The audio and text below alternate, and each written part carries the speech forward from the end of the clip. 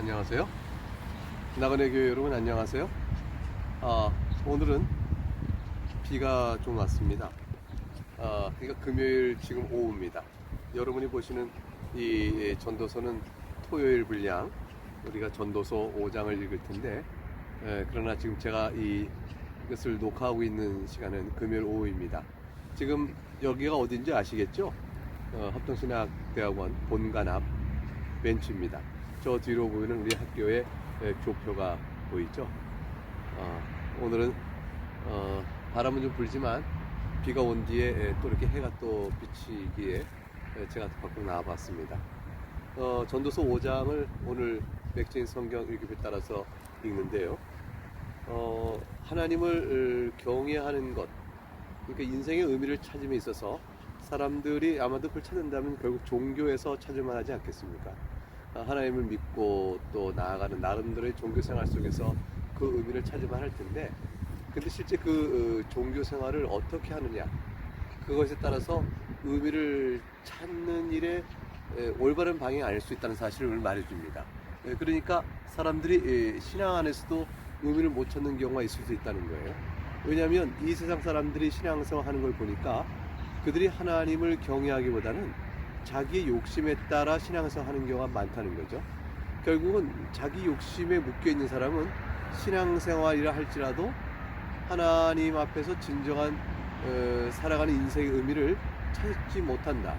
인생이 역시 허무하고 무익되다는 한계를 벗어날 수 없다는 사실을 오늘 성경은 말해줍니다. 근데 1절부터 이제 7절까지 말씀이 그것이라고 볼 수 있겠습니다. 너는 하나님의 집에 들어갈 때에 네 발을 삼갈지어다. 가까이하여 말씀을 듣는 것이 우매한 자들이 제물 드리는 것보다 나으니 그들은 악을 행하면서도 깨닫지 못합니다. 마음이 우매하여 하나님의 말씀 듣는 것보다는 제물 드리는 것에 더 종교성을 두고 있는 것이죠. 그러면 사실 그걸 통해서 하나님 주시는 참된 교훈에 따른 의미를 찾아야 할 텐데, 그런 종교생활은 아무리 종교생활 안에서도 인생의 의미를 찾을 수 없다는 것이에요. 너는 하나님 앞에서 함부로 입을 열지 말며 급한 마음으로 말을 내지 마라. 하나님은 하늘에 계시고 너는 땅에 있습니다. 그런즉 마땅히 말을 적게 할 것이라. 하나님은 하늘에 계시고 본인은 땅에 있다는 사실을 아는 것이 신앙생활의 가장 중심 원리일 텐데, 그것조차도 망각할 만큼 인간이 종교생활이 헛되다는 것입니다. 걱정이 많으면 꿈이 생기고 말이 많은 우매한 자의 소리가 나타나니라. 왜 걱정이 많을까요? 욕심에 이끌려서 그렇습니다. 욕심이 이끌리면 걱정을 많이 낳고, 그러면 꿈에서도 그 걱정 때문에 마음이 혼란스러워지고, 결국 말이 많고, 말이 많으면 결국은 지혜에 합당한 말이 아닌 말들도 많이 쏟아붓게 되는 것이죠. 네가 하나님께 서원하였거든 갚기를 더디게 하지 말라. 하나님은 우매한 자들 기뻐하지 아니하나니 서원한 것을 갚으라.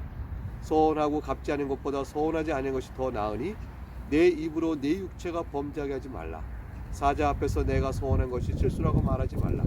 어찌 하나님께서 네 목소리로 말미암아 진노하사 네 손으로 한 것을 멸하시게 하랴. 사람이 욕심이 많으니까 소원조차도 하지 못할 일을 욕심이 나서 소원까지 하게 되는 일이 되어지는 것이죠. 결국은 하나님 앞에서 말씀을 듣기보다 재물 드리고, 함부로 급한 마음에 말을 내고, 말을 적게 할 것이나 많이 하고, 소원도 급히하여 지키지 못할 것을 하고, 이 모든 것들의 이유가 뭐겠습니까? 마음속에는 욕심입니다. 이게 신앙 안에 있다 하지만, 그 신앙생활 안에 있다 하지만 사실은 그 마음의 욕심에 따라 이끌려가니 그 종교생활 안에서 인생의 참된 의미, 목적, 헛되던 것을 넘어갈 수 있는 그런 일이 가능하겠나, 그런 것입니다. 그러니까 7절에 꿈이 많으면 헛된 일이 많아지고 말이 많아도 그러하니, 그 다음 결론 줍니다. 오직 너는 하나님을 경외할지니라. 그러니까 이것은 5장 1절에 하나님의 집에 들어갈 때 네 발을 삼가할지도와 마찬가지로 연결되는 것이죠. 만약 인생의 의미를 찾고자 하느냐, 그러면 신앙생활의 본분이요 원리에 충실해야 한다는 것이죠.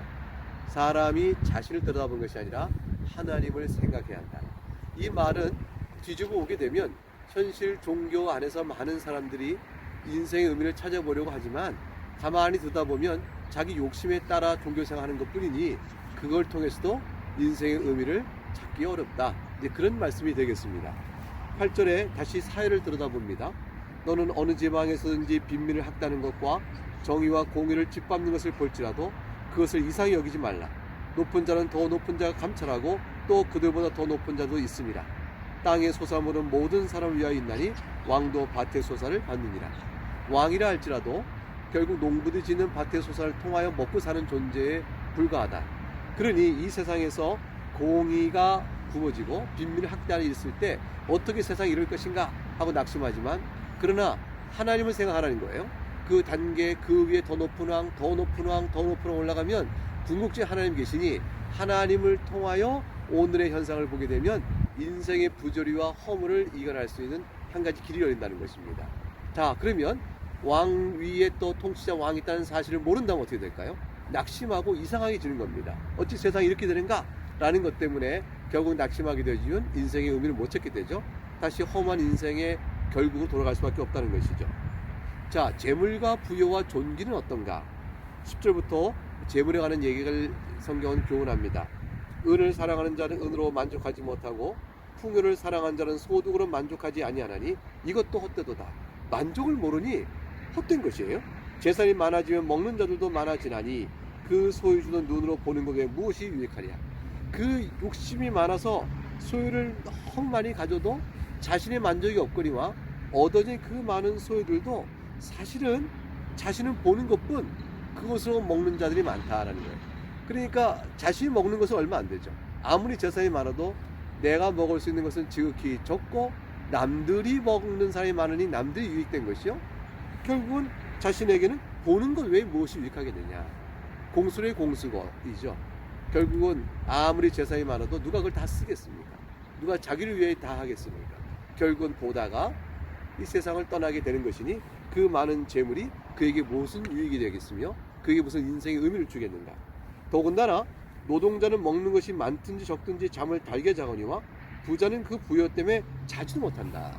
그 재물을 얻느라고 또 지키느라고 더 많이 또 버느라고 잠을 자지 못하는 인생의 수고가 있다. 더군다나 해단이 있는데 이 재물이 어떻게 될까?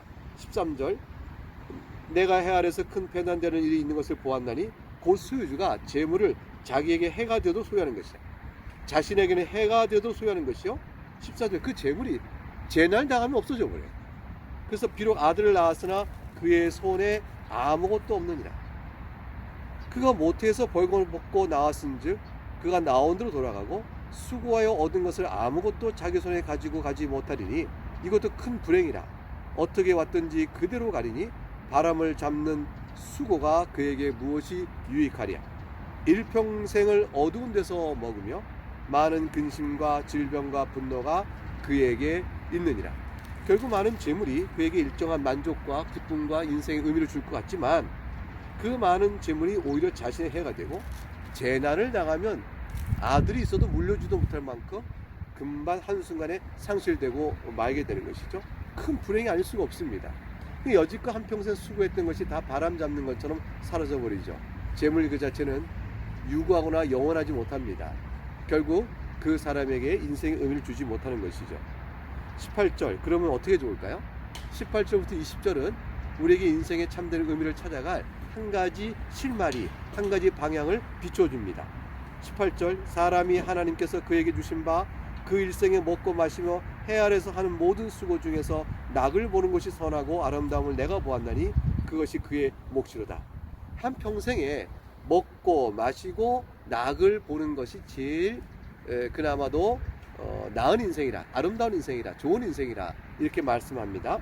또한 어떤 사람에게든지 하나님이 재물과 부유를 그에게 주사 능히 누리게 하시며 제 몫을 받아 수고함으로 즐거워하게 하신 것은 하나님의 선물이라. 어떤 사람이든지 자신에게 주어진 재물의 몫을 감사하고 수고하여 그것을 즐거워하면 그것도 또한 그나마 나은 인생일 것이라. 20절 그는 자기 생명의 날을 깊이 생각지 아니하리니 이는 하나님이 그의 마음에 기뻐하는 것으로 응답하심이니라.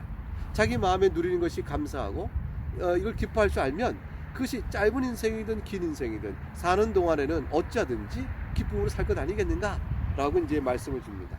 그런데 18절부터 19절 20절은 결국 자족하는 인생이요 자기 마음에 주신 삶의 분깃을 감사하고 그것을 기쁨을 누린 가장 좋은 것이라 라고 일깨워 주는데 이 모든 것이 하나님께서 18절 그에게 주신 것이요 19절에 하나님의 선물이요 20절에 하나님이 그 마음에 기뻐하는 것을 응답함이라 이렇게 되어 있어요.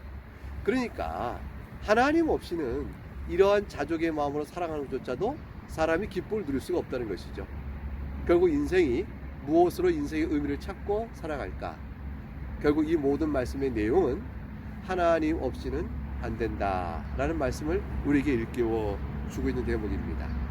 결국 사람이 헛되고 헛되지 않은 인생의 의미를 찾는 것, 구원받은 자, 하나님을 아버지라 부르는 자, 그 신앙 안에 사는 인생은 그가 인생의 길이 짧든지 또는 길든지 생명의 날을 개념치 아니하고 그가 부하든지 피나든지 주신받은 재물의 부여에 자족하며 그 가운데 낙을 보고 선을 보고 살아가는 그 마음 안에 참된 인생의 기쁨과 또 위로가 있다.